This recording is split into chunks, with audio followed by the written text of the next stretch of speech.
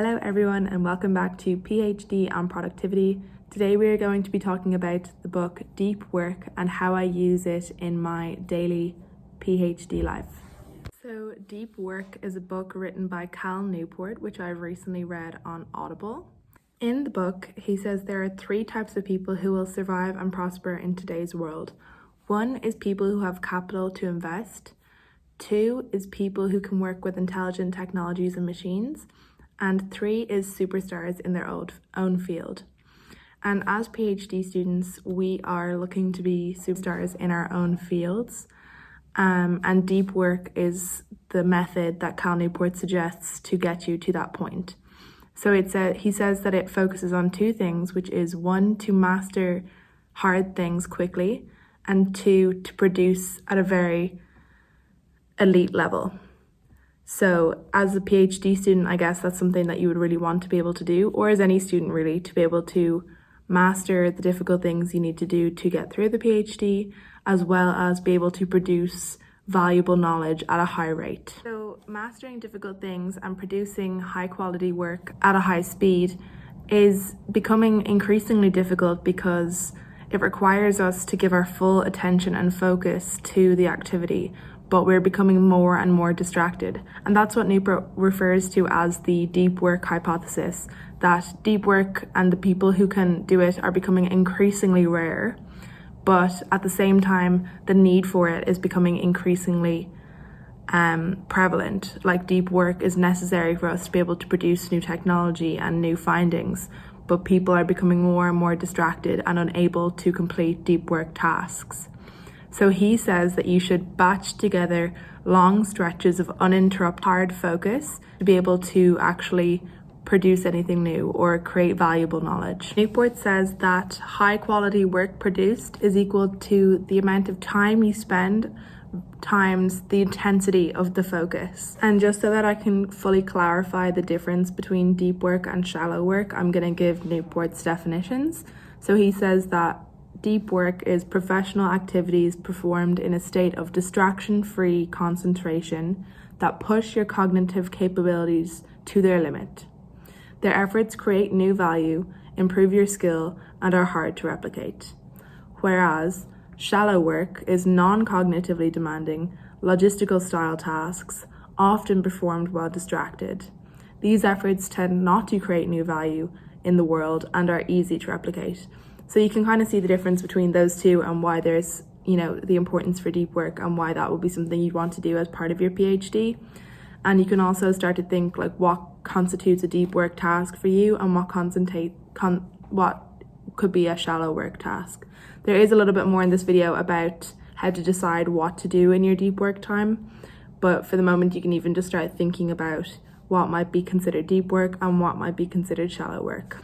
So the idea then is that a lot of people end up in this shallow work zone where it's easy to be doing the work distracted, and you're on social media back and forward while you're doing the work, and they do a lot of that shallow work, but they don't spend time working on the deep work, which is what really creates value for you in your PhD or in any kind of academic work or in lots of anything that you need to be gaining knowledge. Then you want to be using the deep work principles. So deep work is very difficult, but it's very important.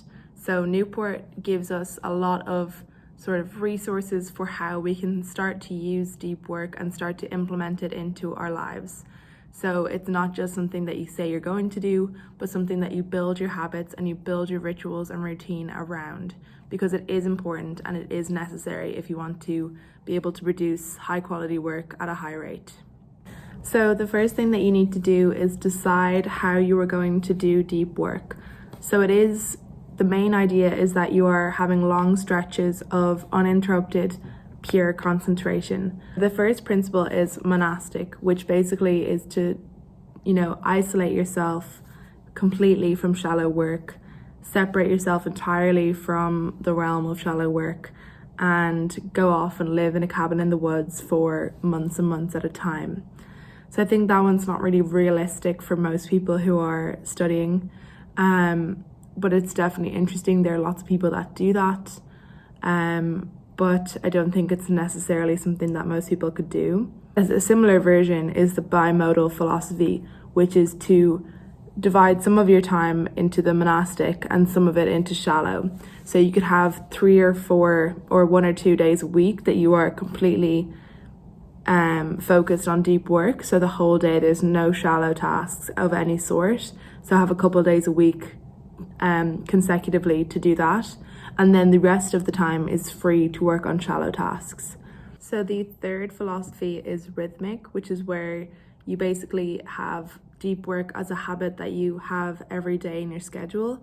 And usually it's the same sort of 3 or 4 hour period every day that you dedicate to deep work. And then the rest of your day is available for shallow work. So you have this rhythm, this repeated action that of deep work. And this is quite easy to follow because you make it a habit, so it becomes something that you get used to doing, and it's a lot easier to continue to do deep work. However, a lot of people in PhDs don't really have always complete flexibility, and it might be easier for you to do a couple hours of deep work here and a couple hours of deep work there, which brings me on to the final philosophy, which is the journalistic. And this is alternating your day between the deep and shallow tasks. And that's sort of what I do. I think mine's sort of a combination of the rhythmic and journalistic, because I generally follow the same pattern every day, about an hour and a half of deep work at a time.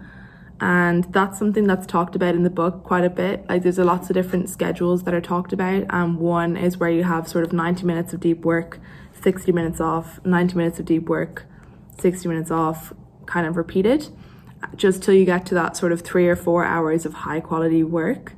So I'm quite happy with that. I think it's been working really well. So I'll just show you now how my schedule looks, just so you can see. So this is my deep work schedule here. You can see I have these 2 dotted lines that define my workday, and this is just how an ideal deep work day would look for me. So I get up at around 5:30, I go to the gym, and there's a lot of walking occurs in this time as well. I tend to do in this time the mindful meditation, and as well like a puzzle to sort of get me in the zone to work on deep tasks. And then once I get to work, I have a 90-minute deep work block here, followed by a 60-minute shallow block, followed by another 90-minute deep work block. Then I have about an hour's break, then another 2 hours of shallow work, and another hour of deep work. So this shallow time is usually things like demonstration hours, or it could be going to a class or something like that. And sort of similar here, it could be a class, could be emails, any sort of admin work that I need to do. And then I have my 3, so I end up having about 4 hours of deep work in a typical day. And then after work, I sort of try not to do, I don't do any work in this time. And that's something that I'll talk about in a little bit. But I have like a night routine of stretching, planning, reading, and I give myself like about an hour to work on YouTube stuff as well. But it's generally a very restful time during this time, so that I'm able to recharge for the next day. So the next thing that you need to do is, once you've decided how you're going to schedule your deep work, is to actually make it a habit. So once you've decided what schedule, you can start to put it in your calendar when you're going to have your deep work sessions, whether that's monastically having a few weeks of the year, or bimodally having a couple weeks a day, or rhythmically having your 3 or 4 hour window perhaps in the morning, and then the rest of your day free. Or like the schedule that I just showed, which is to have the blocks of deep work versus the blocks of shallow work. Once you put them in your schedule, you're sort of getting rid of that decision to do deep work. It's already in your schedule and you have to follow it. So it sort of removes any reason for you to not want to do it, because it's already there and you just should do it. And by scheduling it, you should also be showing how long you want to do deep work for. So I think a lot of people, when they set aside a whole day to work on something, they often don't have a very productive day. Whereas if they were to just say, you know, it's a 3 or 4 hour window, which is all you can really do for a high amount of focus, then you know you only have that time and you need to work hard in that time. But as well, you need to know what kind of breaks you're going to have. So one of the methods you could use is Pomodoro, which is where you have 25 minutes on and 5 minutes off. And in those 5 minutes, you can use that just to recharge, maybe get a drink or just have a stretch. And that's sort of repeated then. So it's like each 30-minute window. So if you were doing a 90-minute block, you'd have 3 Pomodoro turns, or you could work straight for 90 minutes and then take a 60-minute break and repeat. But then your window obviously would stretch a bit. So you'd have 90 minutes on, 60 minutes off, 90 minutes on, 60 minutes off, and then 60 minutes on maybe. And that would sort of make your whole time more like 6 hours of your day, which is, fairly normal for a work day. But you might also then have an additional like 1 or 2 hours of shallow work outside of that, depending on your job and on your PhD. Another thing that you want to consider is, how do you set yourself up for deep work? So in the mornings, I generally go for a walk and some sort of workout, and that sort of clears my mind. And then on the way into university, I try to practice meditation, which gets me focused on a specific task. And usually I try and think about a specific task that I'm working on and trying to solve that. On the breaks that I take throughout the day, I generally go for a walk as well. And I try and do this without any audio books or anything like that, just completely trying to concentrate on the walk quite mindfully. And I do find that helps a lot with trying to solve tasks once you've been working for a couple of hours and you need a bit of a break. And there is evidence shown in the book for why that would be useful. And as well, another thing that they talk about in the book is training your mind to focus. So one thing they talk about is memory competitions, which is something where you memorize either like an entire deck of shuffled cards or like 500 random digits. But doing sort of memory exercises or focus exercises like that can really help you to learn how to focus your mind on things. So I've started to do a Sudoku puzzle every morning, and that is what I do right before I start my deep work, and it really helps me get into the mindset of hard focus. For you, there could be anything that you find helps. It could be the meditation, or it could just be getting into the right location. So I do my deep work at my desk in my PhD lab, but you might feel like that's too distracting an environment, and you might want to spend some time in a quiet library or at home even, because the other people around might be distracting for you. I don't find that to be an issue. I just put my earphones in. Even if I'm not listening to anything, I generally won't be listening to anything, but it's just sort of to give that sign that, look, I'm working at the moment. When the headphones are out, I'm happy to talk, but when they're in, that means that I am concentrated and would rather not be disturbed, and I haven't had any issues with that at the moment. So just making sure that you are free of distractions, whether that means changing your location, putting on headphones, disabling all the notifications on your phone or turning off your phone, as well as making sure that you're not constantly checking your emails and stuff like that. That should be assigned to a shallow work block where you are working only on those shallow tasks. It shouldn't be something that interrupts your deep work. And the same with the internet. So for me, when I'm doing programming, I do give myself access to the internet, because I often need to look up how to do something, but I make sure that I'm only using the internet for those programming tasks, and that I'm not getting distracted with any form of social media or anything like that, especially not things like emails that can be very distracting. And Newport suggests that you schedule your internet throughout the whole day, like not just the work day. So you can see again in my schedule that I have a couple blocks throughout the day where I'm allowed to use the internet completely during shallow time, because you're distracted anyways, it doesn't really matter. So I don't really care if I'm on YouTube in the background when I'm working on shallow things. And in the evenings, I try and just have 1 or 2 hours where I have internet access, and then the couple hours before bed, I try and just have as an internet-free, TV-free time. And I think that really helps with proper rest and recovery that you need to get back to work the next day. So one of the tips that are given in the book is to use the 4DX framework, which is from a book called The 4 Disciplines of Execution. So the first thing that they say is to focus on the wildly important, which is, basically using the 80-20 principle to decide what's really important, and that is what you're going to focus on for your deep work time. So for me, as I mentioned at the start, doing a PhD in computer science, the things that are most important to me are improving programming and, creating models, as well as improving my writing and doing the reading and editing associated with that. So those are my two main things, which can be divided up a bit, but those are the most important things. And that's, what I need to be working on. So those are called the lag measures, because those are the things that are based on the output, is whether I've written a paper or how many words I've written for my thesis, how many chapters I've written, anything like that. And for the programming, it's having a working model is the output, sort of. And I guess how I perceive my abilities in programming to be. So those are the lag measures, because they're based on output, but the measures based on input, which are called lead measures, are what the 4DX framework says that you should work on. The lead measure would be how much time you've spent on deep work.